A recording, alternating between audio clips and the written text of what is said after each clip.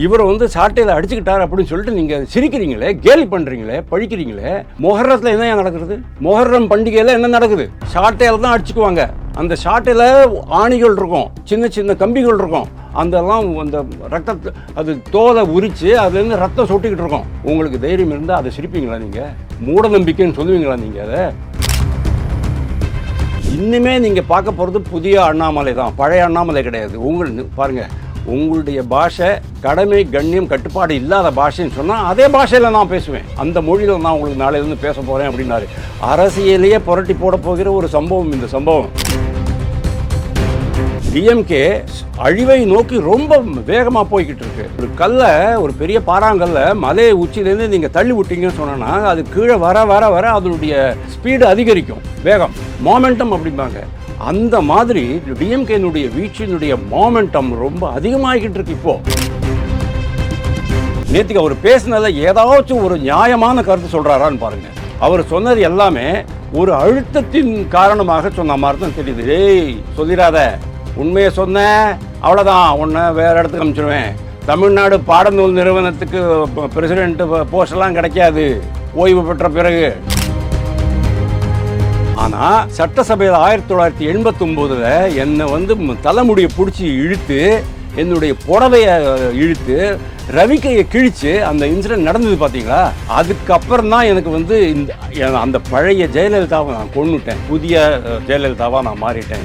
இன்னுமே எனக்கு அந்த பயம் விட்டு போச்சு. இன்னுமே எனக்கு அந்த பயம், எதிர்ப்புங்கிற அந்த பயம் விட்டு போயிடுச்சு. ஆனால் ஒரு புதிய ஜெயலலிதா அப்படின்னாங்க. அதே தான் இன்னைக்கு அண்ணாமலை காய்க்கு. திருமாவளவனுக்கு வெக்கமே கிடையாது. திருமாவளவன் அன்னைக்கே வெளில வந்திருக்கணும், நேர்த்திக்காச்சும் வெளில வந்திருக்கணும். அண்ணாமலை பேச்சை கேட்ட பிறகு இவ்வளோ கூட தன்மானம் இல்லாமல் சுயமரியாதை இழந்து அந்த 4 சீட்டுக்காக நீங்கள் அவங்ககிட்ட போய் நிற்கிறீங்க பாருங்க. கேவலமா இல்லை?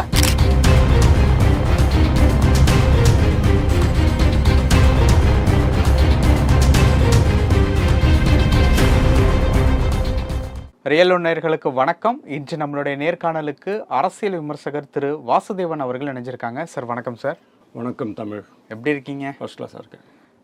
அண்ணாமலை அவர்களுடைய இந்த சாட்டை கவன ஈர்ப்பு விஷயம், இந்த அண்ணா யூனிவர்சிட்டி தொடர்பான ஒரு விஷயம் வந்து தற்பொழுது நடந்து முடிச்சிருக்கு.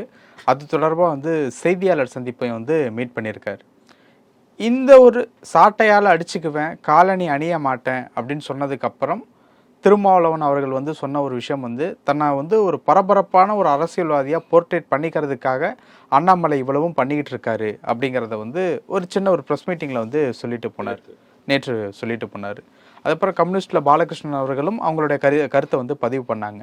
தற்பொழுது அண்ணாமலை அவர்களுடைய இந்த ஒரு சாட்டையடி நிகழ்வை எப்படி பார்க்கறது, என்ன உங்களுடைய கருத்து? ரொம்ப மனசு அவருக்கு மட்டும் கொந்தளிக்கலை, எனக்கும் மனசுக்கு கொந்தளிச்சு போயிட்டுருக்கு. ரத்தம் சுட ஆரம்பிச்சிருச்சு, அந்த அளவுக்கு ஆகிப்போச்சு. நேற்றுக்கு உண்மையான அண்ணாமலை, இயல்பான அண்ணாமலையை நேற்றுக்கு தான் என்னால் பார்க்க முடிஞ்சது. நிறைய பேர், நீங்கள் 2 பேர் தான் சொன்னீங்க. பாலகிருஷ்ணன் சொன்னார், திருமாவளவன் சொன்னார். நான் திருநாவுக்கரசரையும் கேட்டேன், சேகர் பாபுவையும் கேட்டேன். சேகர் பாபு வந்து இது வந்து சபரிமலைக்கு யாத்திரைக்கு போகும்போது செப்பல் போடாமல் போவோமே, அது மாதிரி ஒரு விரதம் போல் இருக்குது அப்படின்னு கேஷுவலாக சொல்லிட்டு போயிட்டார்.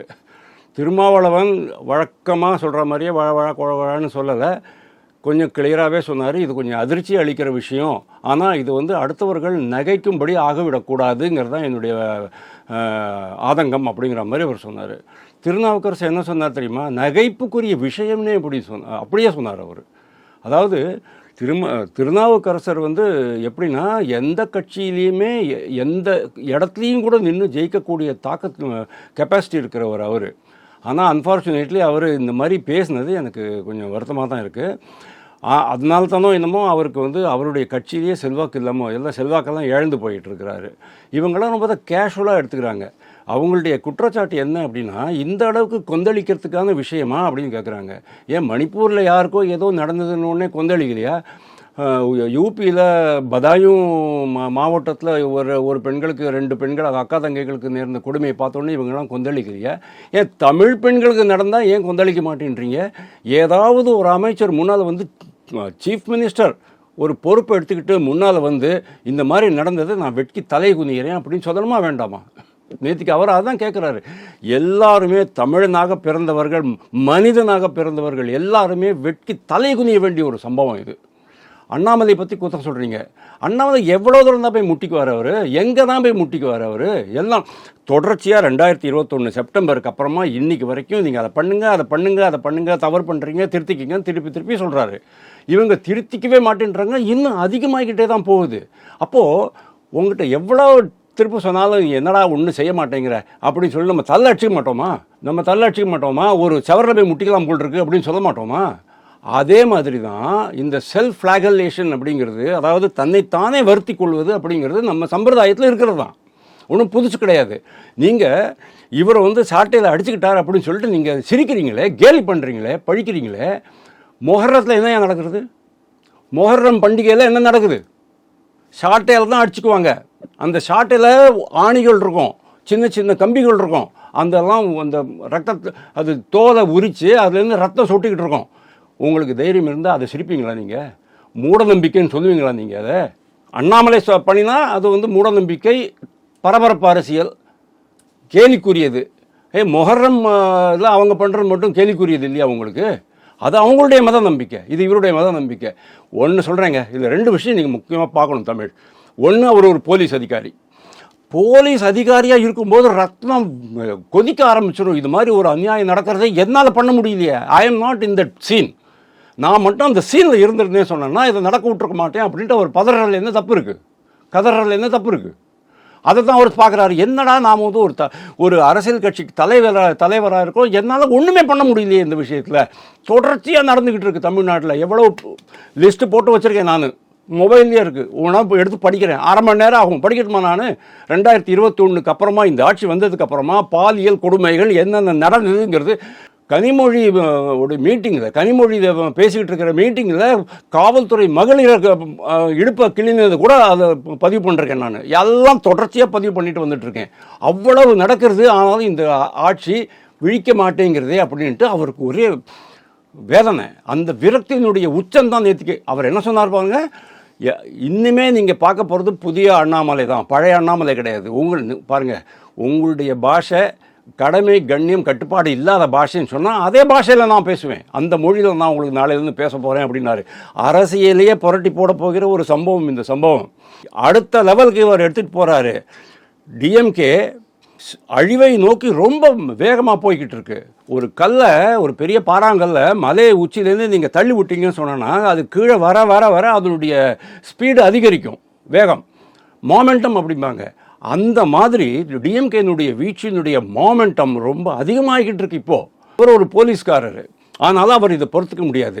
அந்த எஃப்ஐஆர் பதிவு பண்ணது தப்பு, அந்த எஃப்ஐஆரில் கொடுக்கப்பட்டிருக்கிறது எல்லாமே தப்பு. நேற்றுக்கு அவர் பேசுகிறா பாருங்க, அருண்குமார் என்ன பேசுகிறாரு? அந்த அதாவது விக்டிம், அதாவது பாதிக்கப்பட்டவர்கள் என்ன சொன்னார்களோ அதை வைத்துத்தான் எஃப்ஐஆர் பதிவு செய்ய முடியும் அப்படிங்கிறாரு. அதை ஜஸ்டிஃபிகேஷன் நியாயப்படுத்துகிறாரு. ரொம்ப ரொம்ப ரொம்ப ரொம்ப தப்பு. ஒரு ஐஏஎஸ் அதிகாரிக்கு இது அழகே கிடையாது. ஓகே, அவர் ஒரு போலீஸ் அதிகாரி, நான் இருந்தேன்னா அதை தடுத்துருக்க முடியுமே, இவங்க ஏன் தடுக்க மாட்டேன்றாங்க அப்படின்னு அவர் பார்க்குறாரு. அந்த எஃப்ஐஆரை கசி விட்டது யார் அப்படிங்கிறது அண்ணாமலை இன்னைக்கு இருந்திருந்தா சொன்னா கண்டிப்பாக பிடிச்சிருப்பாரு. ஏன்னா அவ்வளோ ஈஸி கிடையாது. அந்த போர்ட்டல் அது போயாச்சுன்னு சொன்னா அதுக்கு வந்து செக்யூரிட்டி ப்ரோட்டோக்கால் இருக்குது, அதை யாருமே அவ்வளோ ஈஸியாக ஹேக் பண்ண முடியாது. அவர் என்ன சொல்கிறாரு, அருண் என்ன சொல்கிறாரு, அதை வந்து இதில் பிஎன்எஸ் சைட்டில் ட்ரான்ஸ்ஃபர் ஆகணும் இல்லையா, அதாவது பாரதிய நியாய சம்ஹிதா புதிய சட்டத்துக்கு இதில் சைட்டில் ட்ரான்ஸ்ஃபர் பண்ணும்போது அது கொஞ்சம் டைம் கேப் இருக்கும். அந்த டைம் கேப்பில் யாராவது டவுன்லோட் பண்ணிருக்காங்க, நாங்கள் கண்டுபிடிச்சிருவோம் அப்படிங்கிறாரு. அதாவது எதையுமே ஒழுங்காக செய்ய தெரியாத காவல்துறையா அப்படின்னு நான் கேட்குறேன். வெக்கப்படணுங்க. என்டையர் காவல்துறைக்கு இது வந்து ஒரு அவமானங்க. அதாவது ஒரு 5% உங்களுக்கு எந்த துறையிலையுமே கருப்பாடுகள் இருப்பாங்க, தப்பே கிடையாது. அவங்கள நம்ம ஐடென்டிஃபை பண்ணிவிட்டு அவங்களுக்கு வந்து செப்பரேட் பண்ணணும், தண்டனை வழங்கணும். குற்றம் சாட்டப்பட்டு தண்டிக்கப்பட வேண்டியவர்கள். அவங்களால என்டையர் காவல்துறைக்கு கெட்ட பேரை அவமானம் ஏற்படுதுன்னு சொன்னா காவல்துறை முடிச்சுக்கணுமா வேண்டாமா? நேற்றுக்கு அவர் பேசினதில் ஏதாச்சும் ஒரு நியாயமான கருத்து சொல்கிறாரான்னு பாருங்கள். அவர் சொன்னது எல்லாமே ஒரு அழுத்தத்தின் காரணமாக சொன்ன மாதிரி தான் தெரியுது. ஏய் சொல்லிடாத, உண்மையை சொன்ன அவ்வளோதான், உன்னை வேறு இடத்துக்கு அனுப்பிச்சிடுவேன். தமிழ்நாடு பாடநூல் நிறுவனத்துக்கு பிரசிடென்ட் போஸ்டெல்லாம் கிடைக்காது ஓய்வு பெற்ற பிறகு. டிஎன்பிஎஸ்சி ஞாபகம் இருக்கா, சைலேந்திர பாபு தமாஷ். அந்த மாதிரி ஏதோ சொல்லி அவரை வந்து ஒரு அழுத்தம் கொடுத்துருக்கிறதுனால தான் அவரால் பேச முடியாமல் போச்சு. என்னை பொறுத்த வரைக்கும் அண்ணாமலை மட்டும் இன்றைக்கி இருந்திருந்தான்னு சொன்னால் இதை தான் நடந்திருக்காது அப்படிங்கிறது உண்மை. அதுதான் அவரால் தாங்க முடியல. சார், அண்ணாமலை ரிசைன் பண்ணும்போது கர்நாடகாவில் யார் sir chief minister? Kumaraswamy chief minister. Kumaraswamy யாருடைய ஆதரவில் ஆட்சி அமைச்சிக்கிட்டு இருந்தார்? காங்கிரஸ் கட்சியினுடைய ஆதரவில் ஆட்சி அமைச்சார். அவர் என்ன சொன்னார் தெரியுமா? ஏங்க ரிசைன் பண்ணுறீங்க, ரிசைன்லாம் பண்ணாதீங்க, தொடருங்க, உங்களுக்கு வேணும்னா உங்களுக்கு பெங்களூருக்கு நான் ட்ரான்ஸ்ஃபர் பண்ணி தரேன் அப்படின்னு சொன்னார். அந்த அளவுக்கு அவர் மேலே அவங்க காங்கிரஸ் கட்சிக்கே மதிப்பு.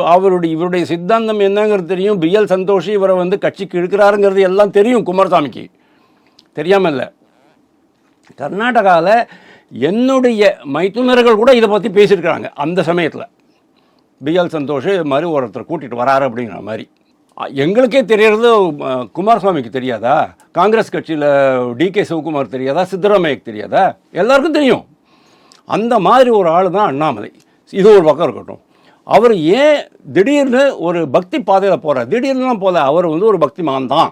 ஏன் உங்களுக்கு வந்து துர்கா ஸ்டாலின் மட்டும்தான் கோவிலாக சுற்றணுமா? முதல்வருடைய மனைவி கோயிலுக்கு போனால் தான் இறைவன் வந்து கண்ணை திறப்பாரா? அண்ணாமலை வந்து போனான்னா கண்ணை திறக்க மாட்டாங்களா? கண்டிப்பாக கண்ணை திறப்பார். நம்மளுடைய இதில் இருக்குது சார், நம்மளுடைய பாரம்பரியத்தில். ஏற்பா உங்ககிட்ட சொல்கிறதுக்கு எங்கேயாவது கழுதைக்கிட்ட போய் சொல்லலாம், எருமை மாடுகிட்ட போய் சொல்லலாம், சொல்ல மாட்டோம். நாம் கை கழுவிட்டார் டாக்டர், வீட்டுக்கு எடுத்துகிட்டு போயிருங்க அப்படிங்கிறாரு. இல்லைன்னா அங்கே ஹாஸ்பிட்டல்லையே ஐசியூலேயே வச்சு பார்த்துக்குறோம், எவ்வளோ நாள் உயிரோட இருக்காரோ இருக்கட்டும். அப்போ நாம் என்ன சொல்கிறோம்? இறைவன் காப்பாற்றட்டும் அப்படின்னு வச்சுக்கிறோம். எல்லாம் முடிஞ்சு போச்சு. இனிமேல் இறைவன் தான் தமிழ்நாட்டினுடைய கண்டிஷன் அதுதான் இன்றைக்கி. உண்மையாக சொல்கிறேன், தமிழ்நாட்டினுடைய கண்டிஷன் இறைவனாக, டிவைன் இன்டர்வென்ஷன் அப்படிம்பாங்க, காட்ஸ் ஹேண்ட் அப்படிம்பாங்க. அந்த இறைவன் வந்து கண்ணை திறந்து கடைக்கண் திறந்து பார்த்தா கூட போகிறோம், எல்லாமே சரியாக போயிடும். ஏன்னா டிஎம்கே ஆட்சியிலிருந்து அகற்றணும். டிஎம்கே இருக்கிற வரைக்கும் அது திருந்தாத ஒரு கட்சி. அதனால் இது வந்து நம்ம பாரம்பரியம் தான்.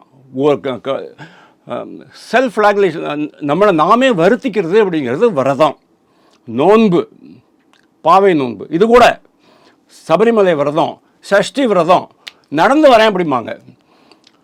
திருப்பரங்குன்றத்துக்கு நான் நடந்து வர்றேன் அப்படின்னு சொல்லிட்டு வேண்டிக்குவாங்க.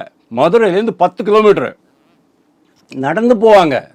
மலையில் ஏறுவாங்க. நான் சொல்கிறேன் 40 வருஷம் முன்னால் மலை ஏறுவாங்க, கீழே இறங்குவாங்க. இறங்கின உடனே சாய் காஃபி சாப்பிட்டுவிட்டு அங்கேருந்து டவுன் பஸ்ஸை பிடிச்சி மதுரைக்கு வந்துடுவாங்க. தன்னை தானே வருத்தி கொள்வது நம் மதத்தில் இருக்கும் ஒன்று. அதே மாதிரி தான் உருள் சேவை பண்ணுவீங்க, கிரிவலம் பண்ணுவீங்க. ஏன் கிரிவலம் பண்ணுறீங்க? ஏன் அடிப்பிரதட்சணம் பண்ணுறீங்க? மாங்காடு, திருவேற்காடுலாம் போனீங்கன்னா பெண்கள்லாம் அடியடியாக வச்சுக்கிட்டு நடந்து போவாங்க. அது ஒரு வேண்டுதல். தன்னை தானே வருத்தி கொள்வது ஒரு வேண்டுதல். அதைத்தான் இவர் பண்ணிகிட்டு இருக்காரு, வேற எதுவும் பண்ணலை. அண்ணாமலை அவர்கள் இப்போ இந்த விஷயத்தை பண்ணியிருக்கிறதுனால என்ன இம்பேக்ட் கிரியேட் ஆகும்? பயங்கரமான இம்பேக்ட் கிரியேட் ஆக போகுதுங்க.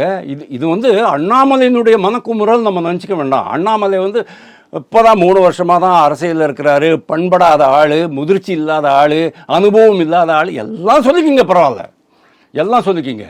ஆனால் அண்ணாமலை என்ன சொன்னாருங்கிறத நீங்கள் யோசிச்சு பாருங்கள். ஜெயலலிதா ஞாபகம் வருது எனக்கு. ஜெயலலிதா 2013 சிமியா கிரேவால் அப்படிங்கிற ஒரு ஹிந்தி திரைப்பட நடிகைக்கு இன்டர்வியூ கொடுக்குறாங்க 1-to-1. 2004 2013 அப்போது அது அவங்க சொல்லுவாங்க, நான் வந்து ஒரு பயந்த பொண்ணாக இருந்தேன். எனக்கு வந்து யாராவது சொன்னாங்க, ஏதாவது கேட்டாங்கன்னு சொன்னால் அதுக்கு பதிலடி கொடுக்க முடியாது, தவிப்பேன், தடுமாறுவேன், எப்போ பார்த்தாலும் ஒரு பயந்த சுபாவத்தில் இருந்தேன். ஆனால் சட்டசபையில் 1989 என்னை வந்து தலைமுடியை பிடிச்சி இழுத்து, என்னுடைய புடவையை இழுத்து, ரவிக்கையை கிழித்து அந்த இன்சிடென்ட் நடந்தது பார்த்தீங்களா? அதுக்கப்புறம் தான் எனக்கு வந்து அந்த பழைய ஜெயலலிதாவை நான் கொன்னுட்டேன். அந்த பழைய ஜெயலலிதாவை, அந்த சுபாவத்தை நான் கொன்னுட்டு புதிய ஜெயலலிதாவாக நான் மாறிட்டேன். இன்னுமே எனக்கு அந்த பயம் விட்டு போச்சு. இன்னுமே எனக்கு அந்த பயம், எதிர்ப்புங்கிற அந்த பயம் விட்டு போயிடுச்சு. ஆனால் ஒரு புதிய ஜெயலலிதா அப்படின்னாங்க. அதே தான் இன்றைக்கி அண்ணாமலைக்கு ஆகிட்டுருக்கு. Annamalai is getting transformed. இந்த டிரான்ஸ்ஃபார்மேஷன் அண்ணாமலைக்கு வர்றதுக்கு இந்த டிஎம்கே தான் காரணம். நாளைக்கு இதனுடைய மிகப்பெரிய பாதிப்பை டிஎம்கே தான் அனுபவிக்க போகுது. அதே மாதிரி சரித்திரத்தில் எவ்வளவோ நிகழ்ச்சிகள் இருக்குது, நிறையா சொல்ல முடியும். என்டி ராமராவ் எப்படி சார் ஆட்சியை பிடிச்சாரு? என்டி ராமராவ் காங்கிரஸை எப்படி வீழ்த்தினார்? இப்படி தான் வீழ்த்தினார். அதாவது அண்ணாமலை மட்டுமே கொந்தளிச்சு போல, தமிழ்நாட்டில் இருக்கிற எல்லா பெற்றோர்கள் கொந்தளிச்சு போயிட்டு இருக்கிறாங்க. பெண்ணை பெற்றவர்கள் கொந்தளிச்சு போயிட்டு இருக்கிறாங்க. நானும் பெண்ணை பெற்றவன் தான். எல்லா அப்பா அம்மாவும் தவிக்கிறாங்க. என்னடா பெண்களுக்கு பாதுகாப்பு இல்லையே, குழந்தைகளுக்கு பாதுகாப்பு இல்லையே, ஸ்கூலுக்கு போனேன்னா வாயில் எல்லாத்தையும் போட்டுட்டு வர்றானே, மெத்து வாயில் போட்டுட்டு வர்றானே. இந்த மாதிரி அதாவது ஒரு மொத்த சமுதாயத்தையும் ஒரு மொத்த தலைமுறையையுமே அழிக்கிற அளவுக்கு இவங்க போயிட்டாங்க. இது இருக்கிற பண்ணுறவங்க எல்லாமே டிஎம்கேக்காரங்கன்னா, பிடிப்பட்டவர்கள் கூட டிஎம்கேக்காரங்க தான். அப்போது அவங்களுடைய சாபம் தட்டுமா தட்டாதாங்க. அவ்வளோ நீங்கள் ஏன் வாழ்த்து சொல்கிறீங்க, குட் மார்னிங் ஏன் வாழ்த்து சொல்கிறீங்க, நல்ல நாளாக இருக்கட்டும் அப்படின்னுட்டு. கெட்ட நாளாக இருக்கட்டும் நம்ம சொன்னோம்னா அது கெட்ட நாளாக இருக்கும் அப்படிங்கிற ஒரு நம்பிக்கை. நல்ல நாளாக இருக்கும்னு வாழ்த்து சொன்னால் நல்ல நாளாக இருக்குங்கிற நம்பிக்கை. அதாவது மனிதனுடைய உணர்வுகளெல்லாம் நீங்கள் கொச்சப்படுத்தாதீங்க.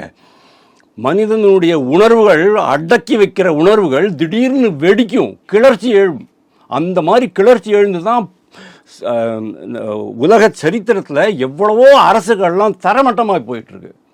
சீனாவில் ரெவல்யூஷன் வந்தது, இதில் ருஷ்யாவில் ரெவல்யூஷன் வந்தது, கியூபாவில் ரெவல்யூஷன் வந்தது. எப்படி அமெரிக்க ஏகாதிபத்தியத்தை அழிக்கிறதுக்கு ஃபிடல் காஸ்ட்ரோ மேலே வந்தார். அவருக்கு உதவி வந்தது யார் தெரியுமா? உங்களுக்கு ரொம்ப நல்லா தெரியும், சே குவேரா அப்படிங்கிற ஆள். சின்ன பையன், 30 வயசு பையன். அமெரிக்க ஏகாதிபத்தியத்தை அழிச்சிட்டு இவங்க ஆட்சி நடத்துகிறாங்க. அதில் சே குவேரா 2 வருஷம்தான் மினிஸ்டராக இருக்கார். அப்புறம் அவர் செத்து போய்டுறாரு பாவம். வியட்நாமில் என்ன நடந்தது? அப்பேற்பட்ட அமெரிக்க ஏகாதிபத்தியம், 26 வருஷ போர், கொரில்லா போர். அதுவும் யாருடைய இதில், யாரை பின்பற்றி? நம்ம நாட்டில் 1.5 நூற்றாண்டுக்கு முன்னால் வாழ்ந்த சிவாஜி மகாராஜனுடைய அந்த கொரில்லா போர் முறையை அவங்க வெற்றிகரமாக பயன்படுத்தி அமெரிக்காவே ஓட்டம் கட்டிட்டோம். சார், இந்த ஒரு இடத்துல உயர்கல்வித்துறை அமைச்சர் கோவி செழியன் அவர்கள் ஒரு விஷயம் சொல்லியிருக்காரு. அண்ணா யூனிவர்சிட்டியினுடைய சம்பவம் துரதிருஷ்டவனமானது, தேசிய மகளிர் குழு ஆணையத்துக்கு நாங்கள் சரியான ஒரு ஒத்துழைப்பு கொடுப்போம் அப்படின்னு இப்போ சொல்லியிருக்காரு. ஸோ இதை பற்றி உங்களுடைய கருத்து? ரகுபதி என்ன சொன்னார்? இந்த மீட்டிங்கில் யாராச்சும் எவனாவது கத்தியை வச்சு குத்திவிட்டான்னா அதுக்கு நான் பொறுப்பு கிடையாது, என்னால் தடுக்க முடியாது.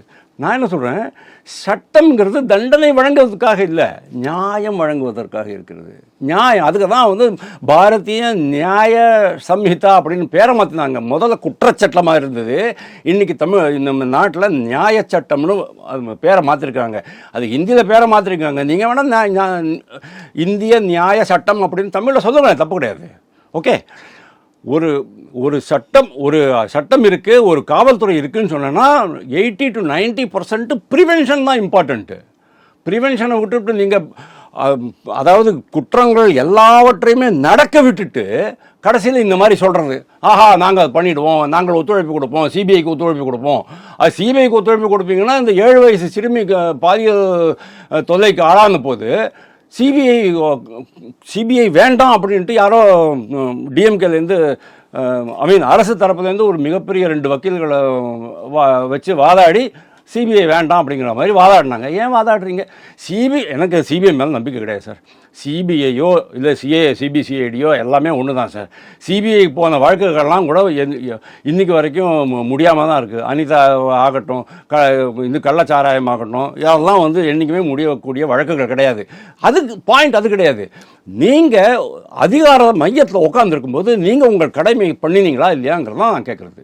மக்களை தான் கேட்குறாங்க, பெற்றோர்களை தான் கேட்குறாங்க. எப்படி எங்கள் ஸ்கூலில் போதைப்பொருள் வந்துச்சு, ரசாயன போதை, கஞ்சா விட்ருங்க, ரசாயன போதை வந்துடுச்சு, தெரிய மாட்டேங்குது யாருக்குமே. ஒரு ஒட்டுமொத்த சமுதாயம், ஒரு மொத்த தலைமுறையும் பாழா போய்கிட்டு இருக்கு. அப்போது மக்கள் கொந்தளிப்பாங்களா மாட்டாங்களா? இதைத்தான் அண்ணாமலை அவங்களுக்கு நம்மளுடைய உள்ள குமுறலுக்கு ஒரு வெளிப்பாடு வேண்டியிருக்கு. அந்த வெளிப்பாடு தான் இன்றைக்கி அண்ணாமலை. இவங்க எவ்வளோ வேணாலும் கிண்டல் பண்ணட்டும், கேலி பண்ணட்டும், எவ்வளோ மீம்ஸு. நேற்றுக்கு நைட்டே வலைதளம் முழுக்க மீம்ஸு. எவன் கிண்டல் பண்ணுறான், கதறுகிறார்கள். நான் இப்போ உங்கள்கிட்ட சேனலில் பேசிகிட்டு இருக்கும்போது கூட 2 பேர் கமெண்ட் போடுவான், சங்கி கதறுது அப்படிமா. சொல்லட்டும், பரவாயில்ல. ஆனால் இந்த கதறலினுடைய உண்மையான ஸ்வரூபம் என்னங்கிறத நான் சரித்திரம் படிக்கிறேன் சார். சரித்திரத்தில் ஏகப்பட்ட எடுத்துக்காட்டுகள், மேற்கோள்கள் என்னால் காட்ட முடியும். அதுதான் தமிழ்நாட்டில் நடக்க போகுது. எனக்கு என்ன ரொம்ப ஷாக்கிங்காக இருக்குது அப்படின்னு சொன்னால், ஒரு மினிஸ்டர் வெளியில் சொல்ல வேண்டாமா, ரகுபதியோட இடத்துல நான் இருந்தேன்னா என்ன சொல்லியிருப்பேன் தெரியுமா சார்? நான் சட்ட அமைச்சராக இருக்கிற வரைக்கும் இதெல்லாம் நடக்காது அப்படின்னு ஒரு வார்த்தை சொல்கிறேன்னு சொன்னான்னா அவன் ஓடி போயிருப்பான். பண்ணாங்களா? எப்படி கூலிப்படை தமிழ்நாட்டுக்குள்ளே வந்துச்சு? கலாச்சாரமே கிடையாது சார். ஸ்கூல்லலாம் பையங்க அறுவாடை வச்சு வெட்டிக்கிறானுங்க சார், ஜாதி பெயரை சொல்லிவிட்டு. எவ்வளவு ஜாதி வன்கொடுமை நடக்குது. திருமாவளவனுக்கு வெக்கமே கிடையாது. திருமாவளவன் அன்னைக்கே வெளில வந்திருக்கணும், நேர்த்திக்காச்சும் வெளில வந்திருக்கணும். அண்ணாமலை பேச்சை கேட்ட பிறகு இவ்வளோ கூட தன்மானம் இல்லாமல் சுயமரியாதை இழந்து அந்த 4 சீட்டுக்காக நீங்கள் அவங்ககிட்ட போய் நிற்கிறீங்க பாருங்கள். கேவலமா இல்லை? ஓகே சார், நிறைய விஷயங்கள் சொன்னீங்க. நேரத்துக்கு ரொம்ப நன்றி.